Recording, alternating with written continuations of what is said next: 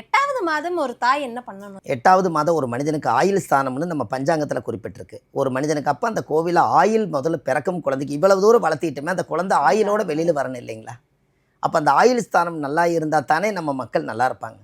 அப்போ இந்த ஆயுளை கொடுக்கக்கூடிய கிரகம் யாருன்னு கேட்டீங்கன்னா சனி பகவான். சாகாத வரம் பெற்ற சபரிமலை ஐயப்பனுடைய கோவிலில் போய் பிறக்கும் குழந்தைக்கும் இந்த தாய் தகப்பனுக்கும் ஒரு அர்ச்சனை செஞ்சு அங்கே சந்தனம் கொடுப்பாங்க. அதை வாங்கி கர்ப்பப்பையில் பூசினாலே அந்த பிறக்கும் குழந்தைக்கு ஆயுள் ஸ்தானம் பலமாக இருக்கும். அதனால தான் சனி பகவானுடைய நிறம் என்னங்க? கருப்பு. அப்போ சனி பகவான் கருப்பு. ஐயப்பன் கோயிலில் கட்டுற வேட்டி சட்டை என்னங்க? கருப்பு.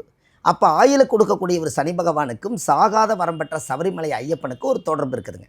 அதனால தான் சாகா வரம் வாங்கினவர் ஐயப்பன். மஞ்சம்மாதேவியை கன்னிச்சாமி என்னைக்கு என்னை பார்க்க வரலையோ அன்னைக்கு நான் மஞ்சம்மாதேவியை கல்யாணம் பண்ணிக்கிறேன்னு சொன்னது.